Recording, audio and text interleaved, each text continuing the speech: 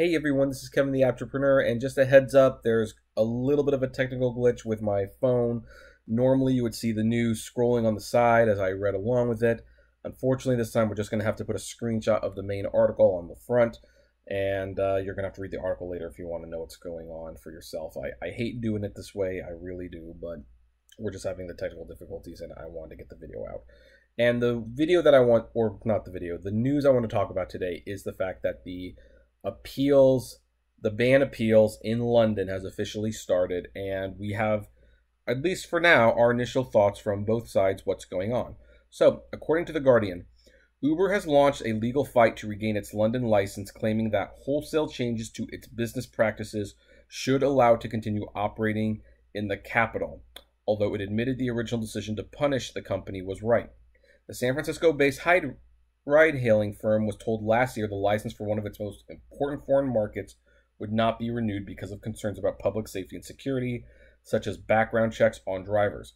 Lawyers representing Uber, which is still allowed to operate in the capital while it goes through the appeal process, told Westminster Magistrates Court on Monday that it has moved to clean up its act since the Transport for London, a transport authority overseen by the London mayor, Sadiq Khan, decided against a license renewal.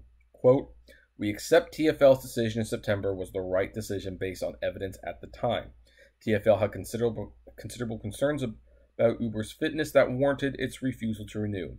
This has led to wholesale change." This was from Tom de la Mare, they're representing Uber. TfL rejected the company's application to renew its license because of, quote, "lack of corporate responsibility in relation to reporting serious criminal offenses by drivers against passengers, driver background checks, and obtaining drivers' medical certificates showing that they are fit to drive." The licensing body also said it was concerned by Uber's use of Greyball, a software that can block regulatory bodies from gaining full access to its app and undertaking regulatory or law enforcement duties. The firm could turn to higher courts if it is not satisfied with the outcome of the hearing at Westminster Magistrates Court. Judge Emma Arbuthnot, I hope I pronounced that correctly, said she would likely decide the case on Tuesday, which it is Monday, so I guess we'll be doing an update on this story tomorrow. De la Mare said Uber has passed TfL's last 3 inspections, showing a, quote, "perfect record of compliance," and added that 3 non-executive UK board members have been hired to ensure total compliance to the letter and spirit of regulatory obligations. Quote, "This shows the change of a business that grew very fast to one that has grown up. It is profound and very much for the better. Changes include proactively reporting serious incidents to the Metropolitan Police rather than placing the onus on drivers and passengers and altering the app so users are told Uber has accepted their booking fee and their driver license by TfL. Tom Elvidge, the general manager of Uber in UK, told the court, quote, "I agree that Uber London Limited and Uber generally was undergoing a period of significant change, and in light of what was available to TfL, given the mistakes that ULL made, I absolutely accept that decision in September." He said the move certainly accelerated changes. He added that among the failings before he took charge were Uber's lack of clarity over whether the company of drivers accepted passengers, which has implications for workers' rights. He also said online eye tests that relied on the honesty of would-be drivers were not a good idea. Oh, gee, you probably want to go to a real doctor for that. Nevertheless, Judge Arbuthnot, I hope I'm saying it correctly, indicated an 18-month provisional license would be too long for her to grant. Quote, "I would have thought if I were to renew the license, 18 months would be rather too long," she said.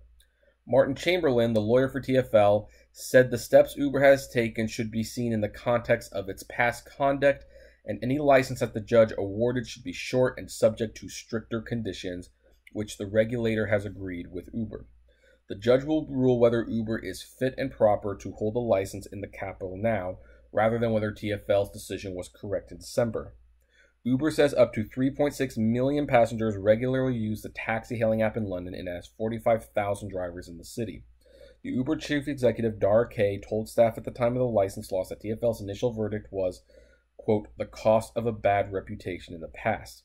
Since September's decision, Uber has also been stripped of its license by Brighton, a decision it is appealing against, and York. It has, however, gained new licenses in Sheffield, Cambridge, Nottingham, and Leicester. I know I pronounced that one incorrectly. So anyway, what can we gather from this article? Well, we can gather a few things. First of all, Uber themselves have admitted that pulling the license accelerated their commitment to safety and this platform. And that says a lot because you know what? Uber is very, very slow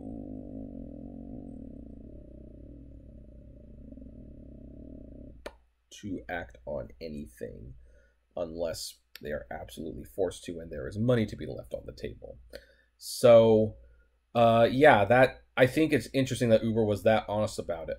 They're also admitting that they accept the decision in the past because it was the right thing to do, something that they more or less have to do because they can't go into this saying, we disagree with what you did. They have to play ball now. Their license is on the line, and this is a market that they are actually profitable. It's not like the US where they always lose money. In London, they are profitable. So they really don't want to lose that license because losing that license could easily add billions to the money that they lose every quarter. So they are in a hot pickle. They are going to go in and they are going to, hey, yes, I'm sorry. We hear you. We accept it.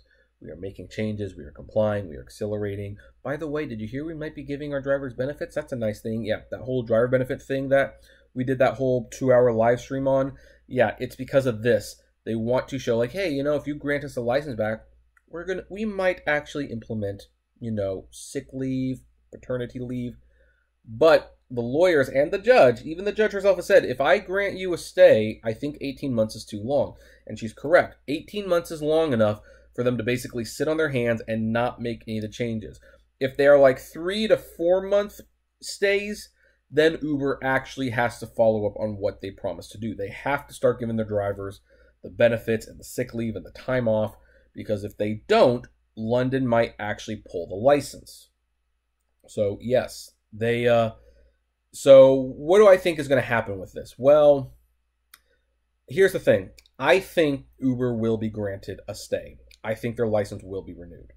I don't see it not happening because Uber has definitely been playing ball and showing that they're playing ball and making it very public that they're playing ball. And even like praising the TfL for doing their job properly. That looks very, very good. But here's the thing. I believe the judge will only allow them a smaller, I don't know exactly how long. Maybe it will be half a year. But she'll renew the license for a much shorter period. And this will ensure that Uber continues to play ball. And if they don't play ball, or if they start to drag their feet again, because again, Uber admitted that only by losing the license did it accelerate this whole process. And Uber has, let's drag out the choke again, been very slow when it comes to making positive changes. They will only accelerate it when money's on the line. And in this case, money is on the line. Real money is on the line. So I anticipate they will get their license back, though. I don't think it'll be a very long license.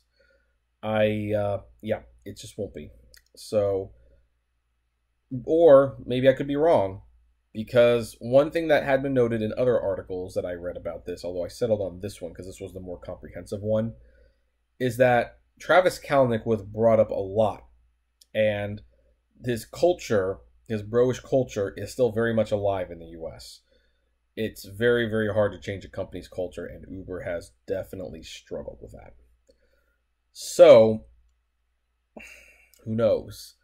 Obviously, the TfL is very concerned about it, and it's something Uber has not been completely successful or able to really get away from. So we just don't know.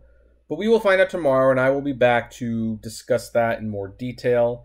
And we will know exactly what's going on, what the fate of all the Uber drivers in London, what their fates are in terms of their jobs, and whether or not people have to go back to using a taxi. I don't know. But it's going to be interesting. But if I were a betting man, and I'm really not, I would bet that Uber's going to get the license renewed, except on much shorter and stricter terms. But anyway, what do you folks think? Do you agree? Do you disagree? I would love to know.